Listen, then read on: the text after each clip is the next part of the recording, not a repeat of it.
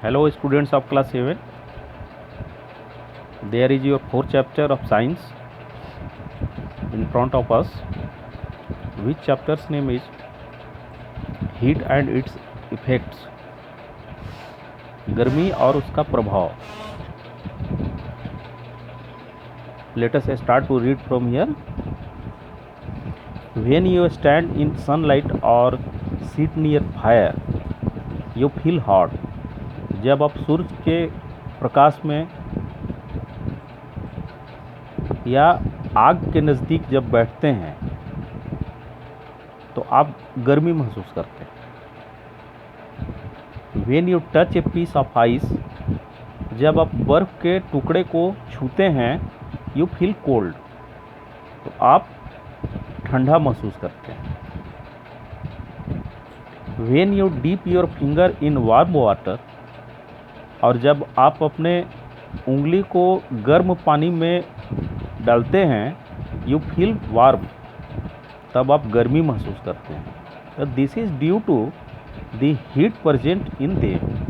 ऐसा इसलिए होता है कि जो पानी है वो गर्म है और जब उसके पानी में जो गर्मी है वही महसूस होता है. This is due to the heat present in them. ऐसा इसलिए है कि उसमें गर्मी मौजूद है. What is heat? ये गर्मी क्या है? Heat is a form of energy which causes the sensation of hotness and coldness. Heat एक प्रकार की एनर्जी है जो सेंसेशन के द्वारा इसे महसूस किया जा सकता है, इसकी गर्मी को और इसके ठंडकता को. Heat can not be seen by us. Heat को देखा नहीं जा सकता है. We feel the heat by the temperature effect it produces. और ये टेम्परेचर के प्रभाव के वजह से हम हीट को महसूस करते हैं, जो टेम्परेचर ये उत्पादित करता है. When heat is given to a substance, its temperature increases. जब यह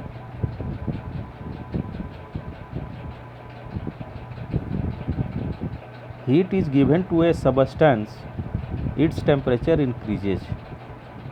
जब यह गर्मी के वजह से जब ये उबल रहा होता है या फिर अपने सबस्टेंस को प्रभावित करता है तो हम लोग इसका तापमान बढ़ता है एंड इट बिकम्स हॉट, और यह फिर गर्म हो जाता है. ऑन द अदर हैंड, और दूसरे तरफ, when heat is taken out from the substance, जब घटकों से गर्मी को वापस ले लिया जाता है तो इट्स टेम्परेचर डिक्रीजेज, तो इसका तापमान घट जाता है एंड इट बिकम्स कोल्ड, और फिर यह ठंडा हो जाता है.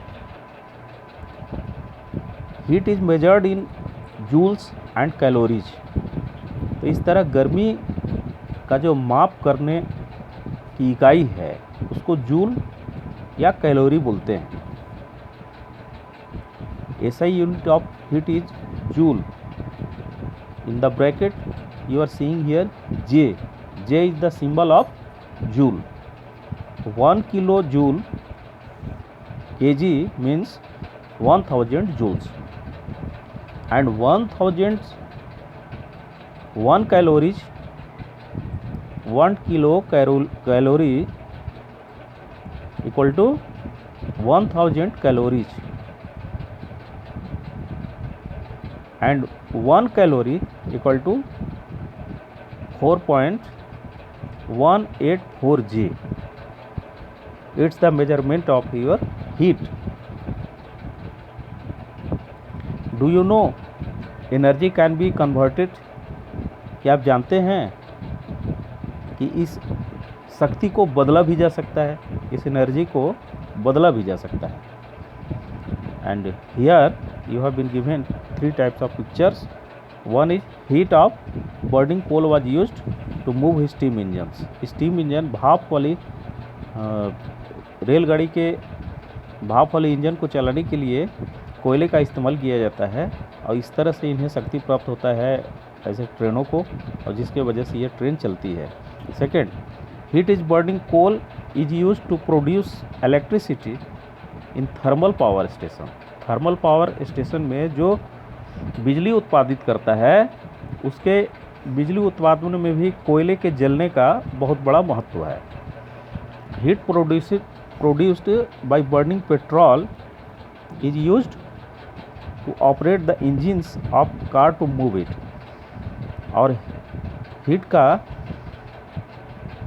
गाड़ी के अंदर जो पेट्रोल होता है, ये पेट्रोल के जलने की वजह से ही गाड़ी के इंजन को शक्ति मिलता है, और जिससे ये रोड में दौड़ते हैं, इन्हें चलाया जाता है।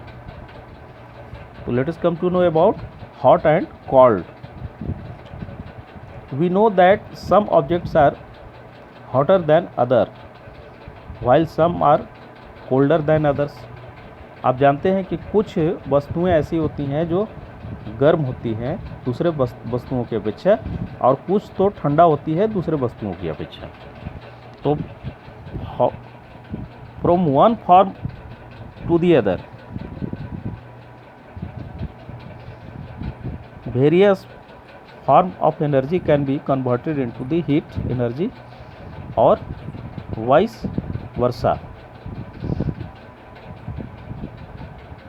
तो एक फॉर्म से दूसरे फॉर्म में जाना क्या होता है? बहुत से various forms of energy can be converted into the heat energy. बहुत सा ऐसा जो है फॉर्म है कि उसको बदल करके हीट एनर्जी में कन्वर्ट किया जाता है। For example, when you rub your hands together, उदाहरण के लिए कि जब आप हथेलियों को रगड़ते हैं तो योर हैंड्स बिकम वार्म, तो आपकी हथेली गर्म हो जाता है। How does it happen? यह क्यों होता है, कैसे होता है? It happens because the mechanical energy gets converted into heat energy. यह इसलिए होता है कि जो मैकेनिकल एनर्जी है वो कन्वर्ट हो करके हीट एनर्जी में बदल गया।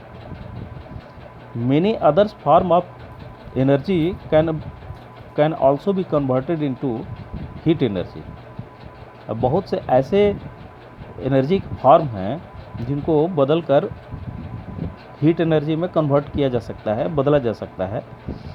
For example, when fuel is burned, उदाहरण के लिए कि जब फ्यूल को जलाया जाता है, जैसे पेट्रोल हो गया, केरोसिन हो गया, तो इन्हें जब जलाया जाता है तो chemical energy stored in the fuel, तो जो केमिकल एनर्जी उस फ्यूल में मौजूद होता है gets converted into heat energy. तो उनमें मौजूद जो केमिकल एनर्जी है वो बदलने के उपरांत बदलकर हीट एनर्जी में परिवर्तित हो जाता है। When we switch on the electric heater, और जब इलेक्ट्रिक हीटर को हम लोग स्विच ऑन करते हैं तो electrical energy gets converted into heat energy. तो इलेक्ट्रिकल जो एनर्जी है वो कन्वर्ट होकर के हीट एनर्जी में बदल जाता है। तो heat energy can also be converted into other forms of energy, और इस हीट एनर्जी को भी कन्वर्ट करके दूसरे एनर्जी के फॉर्म में इसे बदला जा सकता है। फॉर एग्जांपल, उदाहरण के लिए, heat energy of burning petrol is converted into mechanical energy in A car. उदाहरण के लिए, हीट एनर्जी को जो पेट्रोल के जलने के उपरांत प्राप्त होता है, इसको भी बदल करके मैकेनिकल एनर्जी में बदला जा सकता है, जो कार में इसका उपयोग किया जाता है। You know that energy has the capacity to do work. आप सभी जानते हैं कि एनर्जी का क्षमता जो है काम करने के लिए होता है। So heat must be able to perform work. इस तरह से गर्मी भी अपने काम को स्थापित करता है। फॉर एग्जाम्पल, उदाहरण के लिए, in your homes you use heat for cooking food. उदाहरण के लिए, अपने घरों में आप हीट का इस्तेमाल खाना बनाने में कर सकते हैं। आयरनिंग योर क्लोथ्स, अपने आयरनिंग योर क्लोथ्स, अपने कपड़े में आयरन दे सकते हैं। हीटिंग वाटर, पानी को गर्म कर सकते हैं, etc इत्यादि। We often decide which object is hotter than other, हम लोग हमेशा ये तय करते हैं कि कौन सा वस्तु ज़्यादा गर्म है, hotter than the other by touching the objects, ऐसा हम लोग छू करके महसूस करते हैं या समझते हैं कि कौन सा वस्तु किस वस्तु से ज़्यादा गर्म है। But it is our sense of touch reliable, ये जो हमें महसूस होता है या हम सत्यता की जानकारी हम लोग टच करके ऐसा महसूस करते हैं। लेट अस फाइंड आउट, आइए इसके विषय में जानने की चेष्टा करते हैं। Here you have been given one activity, in which activity we come to know about warm, cold, hot.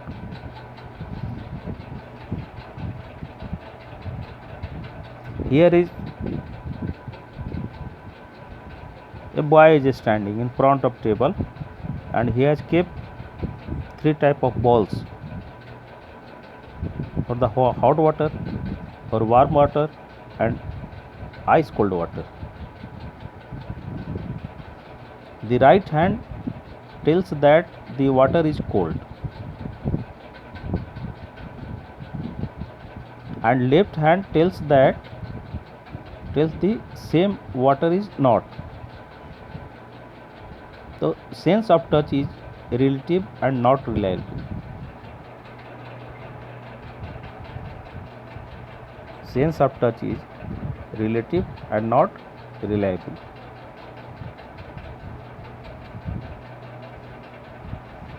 Because the place of balls in which water has been kept, तो जब जिस चीज़ को छुएंगे तो वैसा महसूस होगा। It's the activity number 1 you have been given to do it. Try to have practical at your home, and if you are not succeeded to do it, please ask me, I can tell you. From here we can read about temperature. Temperature means तापमान. We have just discussed that the hotness and coldness of a body is relative.